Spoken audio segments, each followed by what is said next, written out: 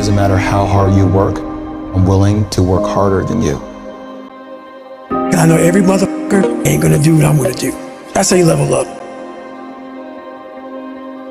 Stop being average when your potential's crying to come outside and be more than that. No one will outwork me. No one. It's so easy to be great nowadays, my friend, because most people are weak. Most people don't want to go that extra mile. Most people don't want to find that extra because it sucks. For talent without work is nothing. You gotta be hungry. People that are hungry are willing to do the things today others won't do. There's no excuse not to be the hardest motherfucker. You have to want it. The world ain't all sunshine and rainbows. It's a very mean and nasty place, and I don't care how tough you are, it will beat you to your knees and keep you there permanently if you let it.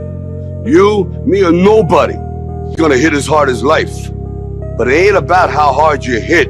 It's about how hard you hit and keep moving forward. People say you can't do that. You can do anything.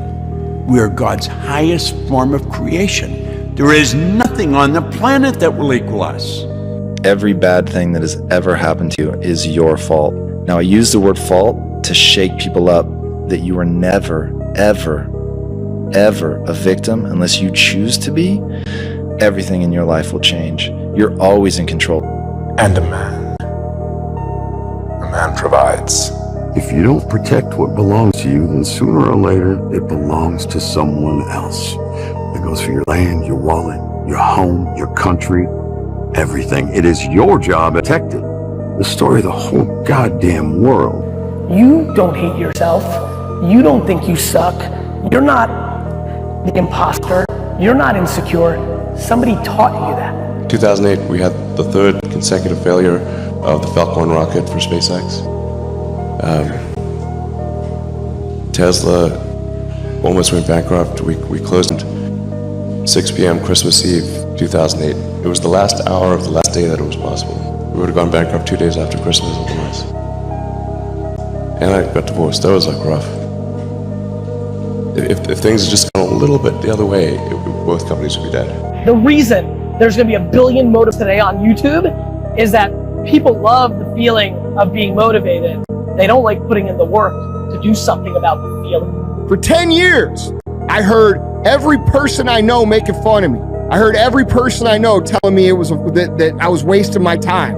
I've had every I know when I tell them what we're gonna do, and by the way, we've done it by now, and I'm sure you guys can relate to that. You know, very few people bet on the underdog, but if you would have, you would have won big, and that happened to me. We bet on ourselves. Work like hell. I mean, you just have to put in, 80 to 100 hour weeks every week. And then all those things. I found that nothing in life is worthwhile unless you take risks. Nothing. Nelson Mandela said, "There is no passion to be found playing small and settling for a life that's less than the one you're capable of living." Do you think Elon Musk has work-life balance? No. When he was alive, had work-life balance? No. Do you think Bill Gates? No. Henry Ford? No. Original Heineken? No. So if none of those people that created the wealth of the world had work-life balance, why do you think you're going to have it? Why? Because you deserve it? I don't think so. You deserve what you get in life by working hard. I'll say this again, but sometimes you have to let other people's dreams for your life die for yours to live. At the end of the day, only execution matters. So if you have big dreams, if you have goals, something that you're trying to accomplish in your life, you're going to have to execute. If you're willing to pay the price, and you're willing to do the work, and you're willing to take the time, and you're willing to consistently get up when you are knocked down over and over and over again, which is going to happen to you if you're pursuing anything outside of the norm, You can make it here in America. When you have passion around something, that you are squeezing the last bit of the juice out of the orange, right? To me, hustle is maximizing the energy you're putting into somebody. I'm blown away by people saying that they're hustling and they want to achieve these great things and then their actions don't match. It's like saying you really want to lose weight while eating a Big Mac. So to me, hustle would be putting all your effort into achieving the goal at hand. And for me, that means making every minute count. I hate any entrepreneur that is like, you know, sad.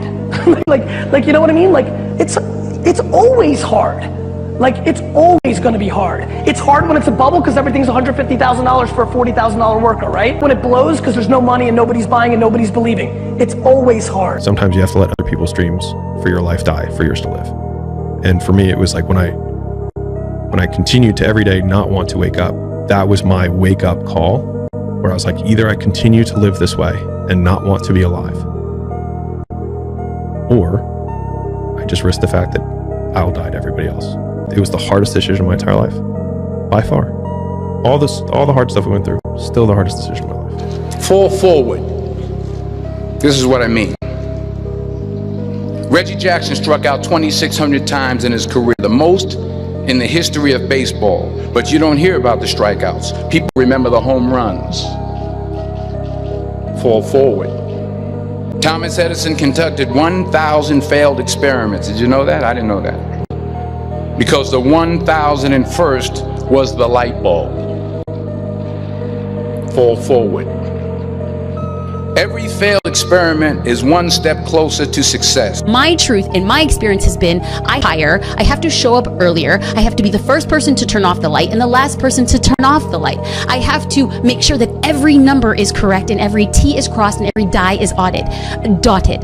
The way that I show up is by being consistent, so consistent that people cannot doubt your capacity to succeed. You have to work harder than the average person. And if you accept those, you cannot complain about those terms. I have only known success on the back of consistency. Do I think you could be a success without being consistent? Perhaps, if you have other resources and tools that I was never given. But coming from where I am, my perspective has only been consistency, and the discipline has been everything that I have ever gotten on the back of doing it again and again and again. It is what I teach. It is what I preach. It is what I play it out. What if you just never do anything?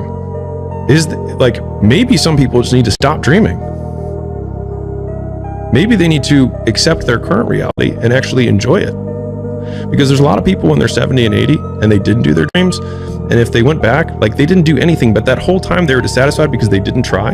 But what if they were just like, I have a good life. I have a wife who loves me. I've got some kids. I have a job that I don't mind it, pays the bills.